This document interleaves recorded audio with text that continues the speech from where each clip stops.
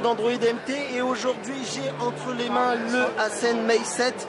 En plus j'ai fait spécialement la queue pour vous pour pouvoir vous offrir le modèle Gold. Je suppose que je ne serai pas le seul, mais voilà, comme on dit souvent, comme j'ai cru entendre, Gold is best.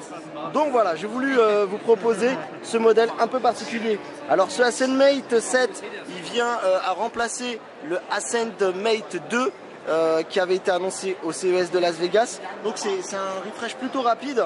Et pour ce Hasen Mate 7, il y a quand même eu pas mal de changements de la part du constructeur. Alors moi ici entre les mains, j'ai aussi également le Huawei Hasen P7 et on va pouvoir regarder puisque le P7 était le flagship du constructeur, mais on va voir tout de suite que au niveau des specs il se retrouve quand même déjà vachement dépassé. Donc juste au niveau du comparatif pour ce P7, alors donc au niveau définition pas de problème, hein. Huawei est dans ce qu'il sait faire pour l'instant de mieux, des produits super beaux, quali, on va pas se cacher. Alors maintenant il y a quand même des différences notables, notamment à l'arrière, puisque Huawei avait utilisé le verre, un peu comme ce que proposait Sony avec ses Xperia.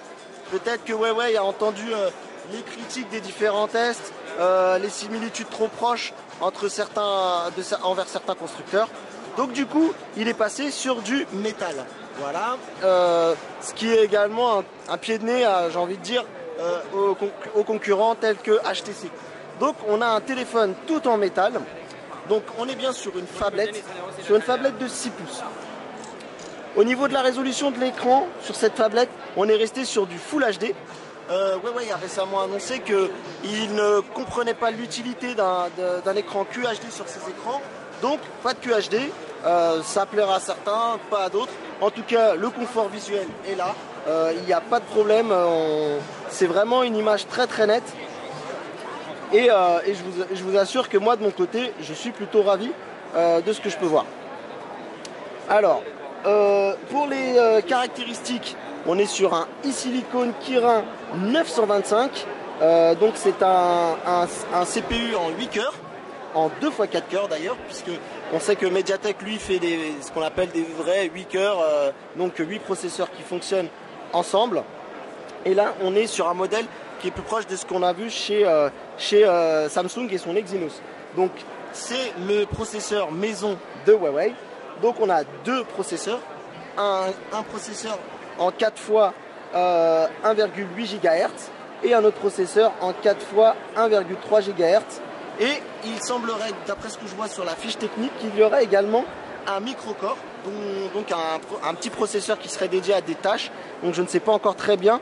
On aura bien sûr l'occasion de vous proposer un test complet sur Android MT. Donc les réponses que je n'ai peut-être pas aujourd'hui ne seront tardées à venir.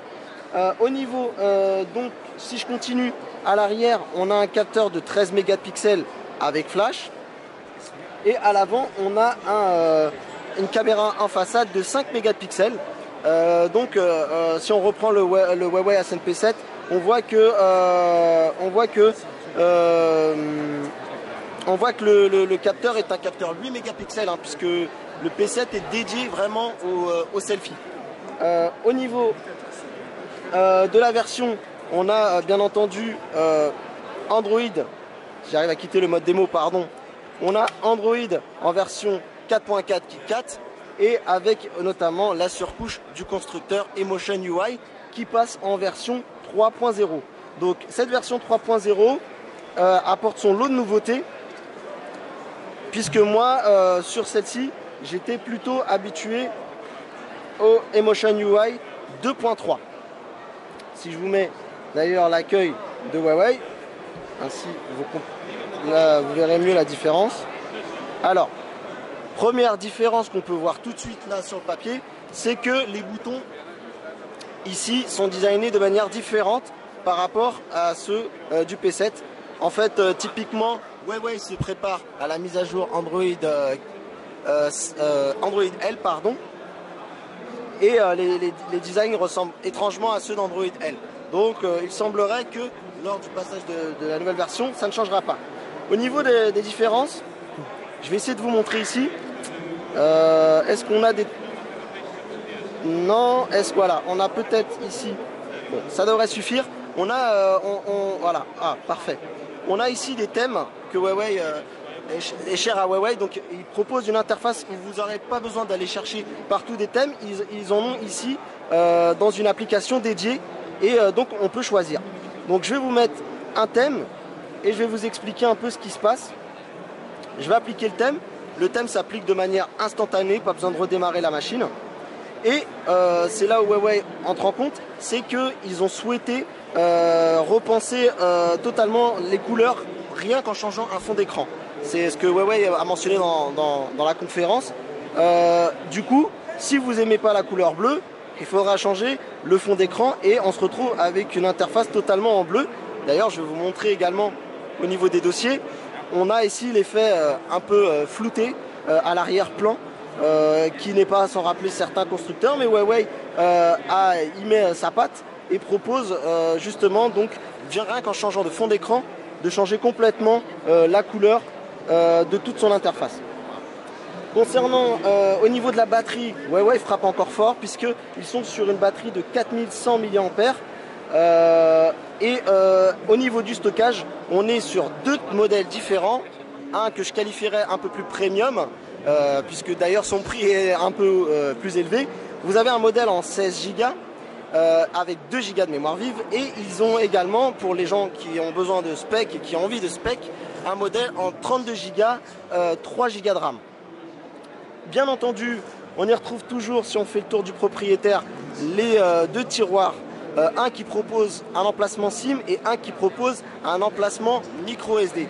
Alors il faut savoir que Huawei avait présenté une excellente fonctionnalité sur ces tiroirs lors de la présentation de ce Mate 7, mais également du P7 que j'ai ici. C'est qu'ils avaient l'idée de proposer des tiroirs double fonction. Un dédié à la SIM et un autre que l'on pouvait choisir entre la SIM et la carte mémoire micro SD. Malheureusement, de ce que j'ai cru comprendre, ce type de modèle n'est pas destiné pour le marché français. Huawei estime sans doute que le dual SIM n'est pas suffisamment répandu en France pour peut-être mériter cette attention.